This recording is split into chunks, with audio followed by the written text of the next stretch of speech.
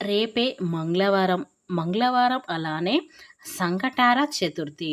ఈ సంకటార చతుర్థి రోజున స్నానం చేసే నీటిలో ఈ యొక్క వస్తువుని వేసుకొని చేస్తే చాలు. 5 జన్మల దరిద్రాలు, దోషాలు, పాపాలు తొలగిపోయి మీ దశ మారిపోతుంది. కోటి జన్మల పుణ్యం వస్తుంది. ఈరోజు స్నానం చేసే శరీరంలోని వ్యాధులన్నీ కూడా నశిస్తాయి. ఒంట్లో ఉన్న నెగిటివ్ ఎనర్జీ మొత్తం కూడా పోతుంది. శరీరానికి దివ్య శక్తులు వస్తాయి. నూతన ఉత్తేజం వస్తుంది. అంతేకాకుండా మీకుండే సమస్యలు, రోగాలు పోతాయి. మీ సుడి అనేది తిరిగిపోతుంది. మీకు రాజయోగం ఏర్పడుతుంది. దేనినైనా సాధించే శక్తులు వస్తాయి. కాబట్టి ఈ సంకటార చతుర్థి రోజున స్నానం చేసే నీటిలో ఏం వేసుకోవాలో అనే విషయం ఇప్పుడు మన ఛానల్లో తెలుసుకుందాం. ఫ్రెండ్స్, ఈ వీడియో మీకు నచ్చినట్లయితే ఖచ్చితంగా లైక్ చేయండి. అలానే మా ఛానల్ని కొత్తగా చూసినట్లయితే సబ్స్క్రైబ్ చేసుకోవడం మర్చిపోకండి. సంకటార చతుర్థి అంటే మనుషుల కష్టాల నుండి గట్టెక్కించే, చతుర్థి విఘ్నాలను తొలగించే గణపతి అత్యంత ప్రీతిపాతమైన తిథుల్లో చతుర్థి ఒకటి. ప్రతి మాసం కృష్ణపక్షంలో అంటే పౌర్ణమి తర్వాత చవితి వస్తుంది. ఈ నెలలో జూన్ 25వ తేదీన మంగళవారం రోజు సంకటార చతుర్థి వచ్చింది.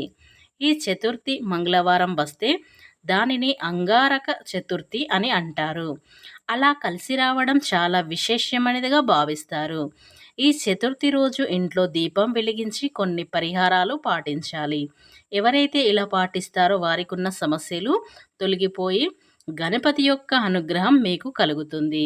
ప్రతి ఒక్కరు కూడా రేపు ఇంట్లో ఉండే స్త్రీలు తెల్లవారుజామునే నిద్రలేచి శుభ్రంగా తల స్నానం చేసి మీ ఇల్లంతా శుభ్రంగా తుడుచుకొని ఇంట్లో పసుపు నీళ్ళు అలానే ఉప్పు నీళ్ళు కలిపి చల్లి తుడిస్తే ఇంట్లో ఉన్న నెగిటివ్ వెళ్ళిపోతుంది. చతుర్థి రోజున చేసే పూజలలో ఖచ్చితంగా గరిక ఉండాలి. పూజ ప్రారంభించే ముందు వినాయకుడొక్క పటాన్ని శుభ్రంగా తుడిచి గంధం బొట్లు పెట్టి గణపతి పటాన్ని పూలతో అలంకరించాలి. అలానే పూజ గదిలో ఉన్న వినాయకుడి పటం ముందు ఒక ఎరుపు రంగు వస్త్రంలో వేసి దాని మీద 3 గుప్పిళ్ళ బియ్యం వేయాలి. ఆ బియ్యం మీద తాంబూలం పెట్టి మీ మనసులో ఉన్న కోరికను చెప్పుకోండి.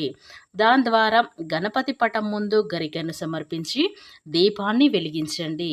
ఇలా పూజ చేయండి. ఈరోజు చేసే దీపారాధనలో 5 వెత్తులు వేసి దీపం వెలిగించండి.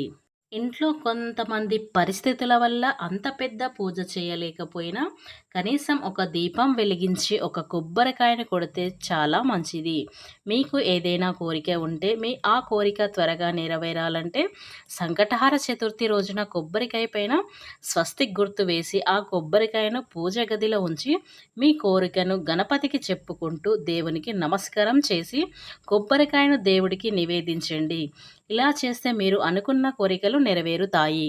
ఇకపోతే మనం వీడియోలో తెలుసుకోబోయేది ఏంటంటే, స్నానం చేసే నీటిలో ఈ వస్తువు వేసుకోవాలని చెప్పుకున్నాం కదా, ఆ వస్తువు ఏంటో తెలుసుకుందాము.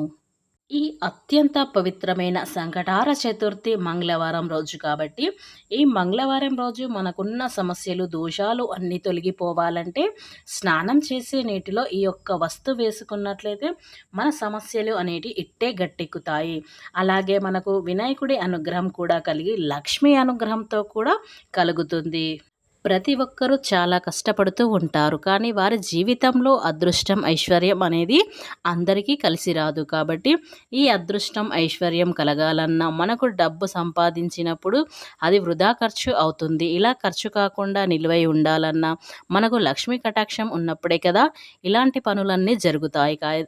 ఎప్పుడైతే మనకు లక్ష్మీ అనుగ్రహం ఉండదో మనకు డబ్బు అనేది ఏదో ఒక రూపంలో ఖర్చు అయిపోతూనే ఉంటుంది. కాబట్టి ఇలా లక్ష్మీ అనుగ్రహం అలాగే గణపతి యొక్క అనుగ్రహం కలగాలి, మనకున్న సమస్యలన్నీ తొలగిపోవాలంటే ఈ సంకటార చతుర్థి రేపు మంగళవారం కాబట్టి ఈ మంగళవారం రోజున స్నానం చేసే నీటిలో ఈ వస్తువు వేసుకుంటే సరిపోతుంది.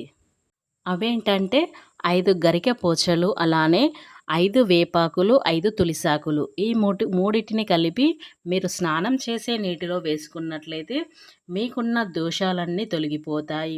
మీకు అదృష్టం బాగా కలిసి వస్తుంది. 7 జన్మల దరిద్రం పాపాలు తొలగిపోతాయి. ఇక మీకు దశ తిరిగిపోతుంది. కోటి జన్మల పుణ్యం వస్తుంది. కాబట్టి మర్చిపోకుండా అందరూ కూడా స్నానం చేసే నీటిలో ఈ వస్తువులు వేసుకుని స్నానం చేయండి. ఫ్రెండ్స్, ఈ వీడియో మీకు నచ్చినట్లయితే ఖచ్చితంగా లైక్ చేయడం మాత్రం మర్చిపోకండి.